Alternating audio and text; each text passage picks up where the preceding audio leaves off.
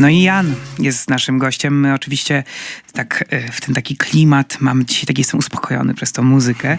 Teraz taki temat, no myślę, że bardzo ciekawy, bo jesteś naszym polskim towarem eksportowym. Tak sobie trochę żartuję z tego, ale no jesteś, co by nie mówić, jesteś jednym z nielicznych artystów polskich, którzy robią realną międzynarodową karierę i moje pytanie jest takie, co jest właśnie najtrudniejsze w takiej graniu międzynarodowej trasy?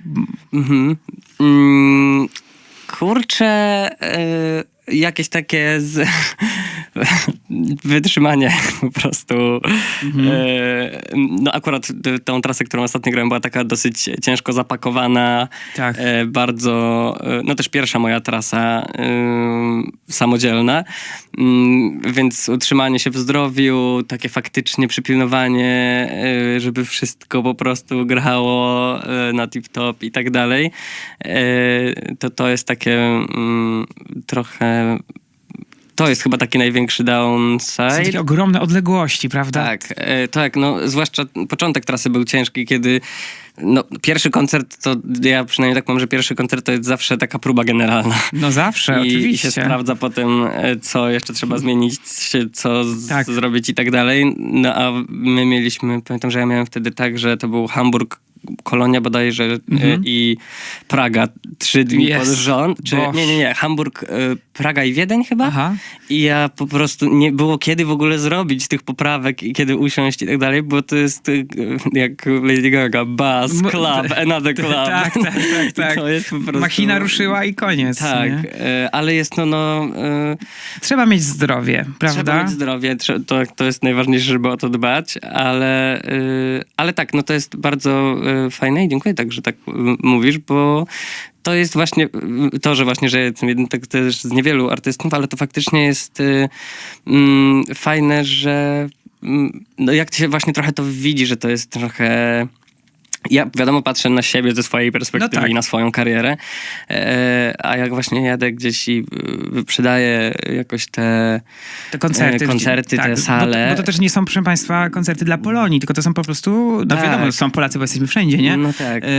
Ja się śmieję, że nawet jak jestem na wakacjach, to mnie ktoś rozpoznaje z Polski, tak, ale to są realna publiczność zagraniczna i to też nawet pokazuje twój Spotify, że jesteś bardziej słuchany zagranicą niż w Polsce.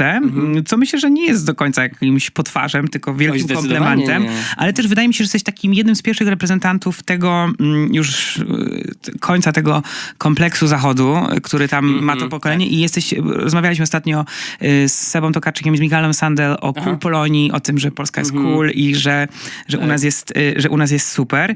A zastanawia mnie też w ogóle, jak ty wspominasz to zaśpiewanie z Jaredem Leto, to było chyba 2 lata temu na Orange. Czy on był bardzo taki zdystansowany, czy to było takie... No to, co widziałeś na scenie, to była tak, cała ale nie moja było, interakcja. To było całe z nim, tak. Rozumiem. Może to i dobrze, bo coś tam do mnie dotarło wczoraj, że coś tam z Jaredem jest nie okej. Ale też właśnie zapytam, bo to też, to mnie od lat w ogóle denerwuje w polskiej branży muzycznej i to nie tylko przy twoim temacie, ale przy różnych tematach właśnie, że miałem takie wrażenie właśnie, że polska branża muzyczna po prostu jakby w mojej ocenie cię nie docenia. Dziennikarze też nie doceniają cię. I w ogóle nie rozumiem, o co chodzi po raz kolejny z tymi Fryderykami, że mamy artystę, który naprawdę robi realną karierę zagraniczną i dlaczego my się tym nie chwalimy?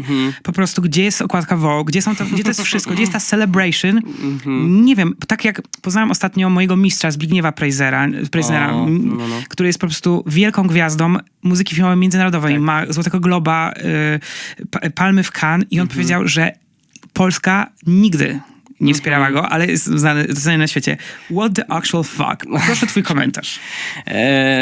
No, jest to bardzo przykre. W sensie to jest... Jestem polskim artystą. To jest też taka rzecz, którą też miałem zadane pytanie w wywiadzie, czy można w ogóle o mnie mówić, że jestem polskim artystą. Ja nie wiem, o co chodzi. Jak mam na nazwisko, mówię Rozmanowski, urodziłem się w Lublinie. Mieszkałem w Garwolinie. Mieszkałem w Garwolinie i jestem Polakiem i to jakby jest to trochę przykre, bo mam wrażenie, że jest takie... Cały czas się zastanawiam, co co będzie tym takim momentem, gdzie ludzie stwierdzą, że okej, może jednak.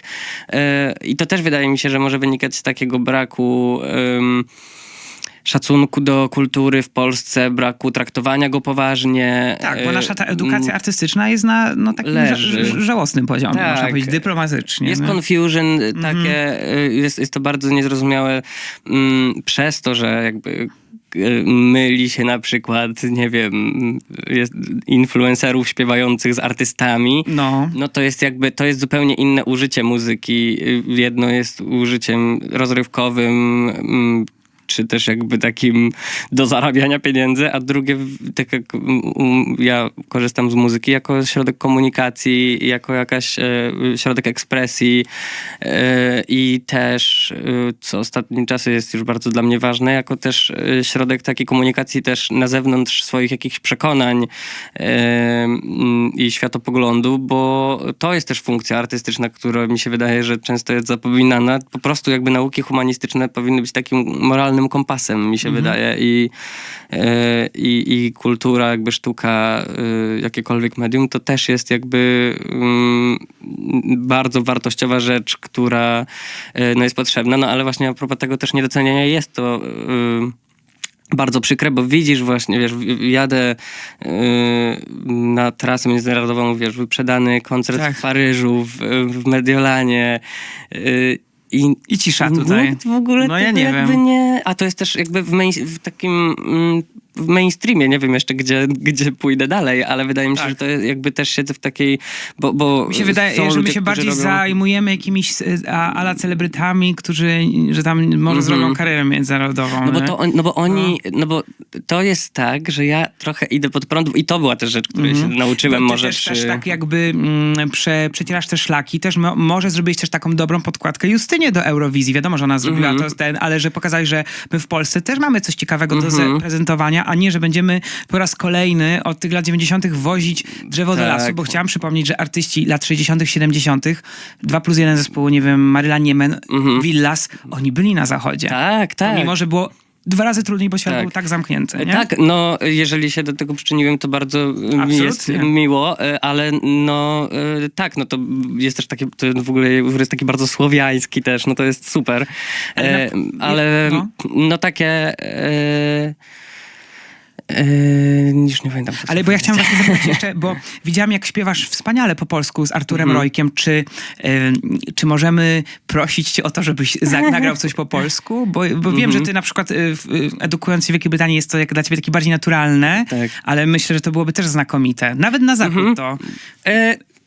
Zobacz, ja tego nie wykluczam w ogóle. Kwestia czasu. Myślę, że może być to kwestia czasu. To jest też rzecz, którą jakoś jest bardzo świadomie prowadzone to, że ja nagrywam po angielsku i myślę, że to też jakby zaowocowało tą międzynarodową karierą. Ja kiedyś robiłem taki projekt w ogóle, że śpiewałem wiersz Norwida. Tak. I też jakoś do tego tak podszedłem właśnie z taką, że to jest poezja śpiewana. Mi się wydaje, że jest bardzo takim grubym korzeniem polskiej piosenki. I chciałem właśnie sprawdzić się w tym, zobaczyć jakby mi to poszło. Studiowałem właśnie, nie wiem, Niemena czy Ewę Demarczyk. Sprawdzałem jak w ogóle... Mamy swoich mistrzów. Tak, chciałem zrobić coś takiego i jestem z tego bardzo zadowolony, bardzo dumny. Stwierdziłem, że to chyba nie dla mnie, nie na ten moment i okej, jakby mógłbym to zrobić. Już widzę, że dzwonią do nas słuchacze, to prawda, panie mój wydawco? Mój i władco. Panie mój władco, Bartku. Możecie zadzwonić 510 357 357, a jeżeli mam jakieś teraz połączenie, to proszę o połączenie. Halo? Jeszcze chwilę. Dobra, to jeszcze przed połączeniem jedno jeszcze pytanie. Jan, jakie jest twoje ulubione masło? Ulubione masło? Garwolińskie, oczywiście, no, dobra odpowiedź, wygrałeś! Wywiad ze mną! Nagroda jest immediately. Nie wiem, czy możemy odebrać? Nie możemy odebrać. Dobrze, to jeszcze chciałam się właśnie zapytać o to twoje pochodzenie, ten Lublin, prawda? Bo ty jesteś z Lublina, z takiego, można powiedzieć, landu konserwatywnego, wschód Polski. A skąd u ciebie się bierze ta odwaga? Odwaga? Taka odwaga w kreacji, sceniczna. Znaczy, w mojej ocenie na scenie jesteś totalnie wolny, a sam pochodzę z takich terenów też konserwatywnych, gdzie wcale to nie jest takie oczywiste, by być taki free yourself, że to nie chwali się tego. Tak, to jest jakby ja nadal trochę przechodzę przez ten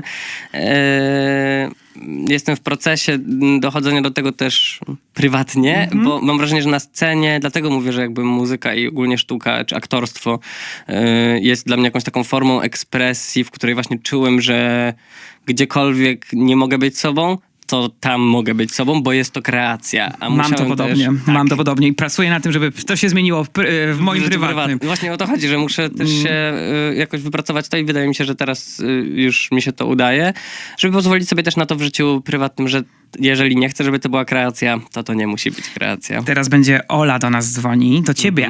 Halo Ola. Halo Ola. Dzień dobry, dobry wieczór. Dzień Dobry dobry. wieczór. Olu, prosimy o twoje Witam pytanie do kochanych Jana. moich. Proszę bardzo, Olu, pytaj Jana. Pozdrawiam oczywiście was serdecznie, jesteście moimi ulubionymi artystami. A dziękujemy bardzo. Oh, you're so sweet, baby. To pytanie do Jana twoje, Olu. Dobrze, ja mam pytanie, bo prawdopodobnie nie będę mogła być na OFF-ie. Czy jest szansa, że będą jakieś wydarzenia z tymi piosenkami i w tej samej wersji, które będą na OFF-ie w innych miastach? No bardzo przykro, że nie będziesz mogła być na OFF-ie, ale nic straconego na pewno. Ale na razie tyle mogę ci powiedzieć. Zapraszam na Bittersweet. Może na Bittersweet będziesz Na mogła się Bittersweet. wybrać. No nie wiem, finansowo tutaj trochę nie bardzo. Rozumiem. I rodzinnie też. I jeszcze mam pytanko. Czy dobrze się nosi komino kaptur? Kominokaptur niebieski? Tak. Oh, yeah. Tak, dobrze się nosi. Kominokaptur. Tylko akurat śniegu nie ma. Bardzo ci dziękujemy. Dziękuję bardzo. Olu, pozdrawiamy cię bardzo serdecznie. Pozdrawiam wszystkie dziewczyny, które mnie też słuchają, mówiły, że nie zadzwonię, a zadzwoniłam. O, brawo. Pozdrawiamy Dziękujemy ci za dziewczyny. odwagę i za telefon do Jana. A teraz Dzięki za kapturek. posłuchamy utworu Jana Listen to Me i wrócimy do was w ostatnim wejściu. Bez wątpienia Jan, Listen to Me, tak nazywa się ten utwór i Jana będziecie mogli usłyszeć tego lata 2 razy na OFF Festiwalu albo Bittersweet Festival. Okazja jest wyjątkowa i ten mini album Made jest wyjątkowy. Polecam waszej uwadze. Również wcześniejsze wydawnictwa tego artysty. Chciałam się zapytać twoich fanów, bo po prostu dla mnie to wspaniałe by iść na twój koncert i widzieć to, co się dzieje na scenie, ale pod sceną jest naprawdę Równie duża interesująco. jest naprawdę tak interesująco, że can't wait to pójść jeszcze raz. Po prostu fanów to głównie to są fanki. Masz po prostu, dziewczyny są po prostu the crazy, no nie? Ale chciałbym się zapytać właśnie, ten pisk naprawdę był większy niż na Harry Styles i Billie Eilish. W mojej ocenie, moje te jak to się mówi, te decybelomierze, nie wiem jak to się nazywa, tak to zmierzyły. Ale czy ty na przykład, bo domyślam się przy takiej dużej intensywności, masz też osoby, które nie są może fanami, tylko stalkerami? Czy to już się zdarza? Nie jakoś bardzo intensywnie. Nie tak, żeby jakoś mnie to bardzo martwiło. Nie miałem takich sytuacji, że ktoś czekał na mnie pod domem, całe szczęście.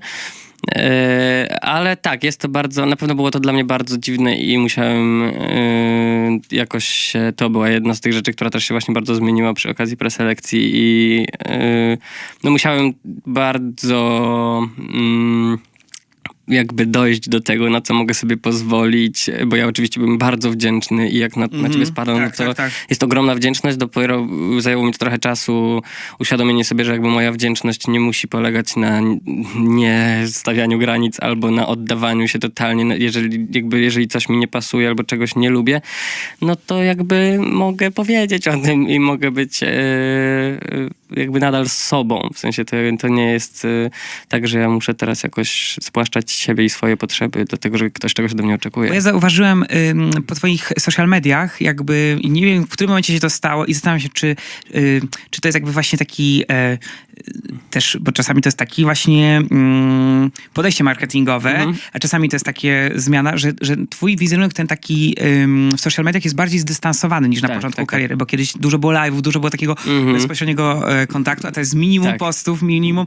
Dlaczego tak jest? No to jest jakaś lekcja też wyciągnięta. Ja też mówię w jakimś wywiadzie, że To jest ja... taki, buduje taką tajemnicę, nie? Że kurczę, ja bym tak chciał, ale tak mnie kusi, wiesz, nie? No bo ja jakoś, no mówię, studiowałem w ogóle przed wydaniem Power, jakoś studiowałem K-pop, studiowałem BTS, jakby bardzo mnie to fascynowało i trochę w tym kierunku poszedłem.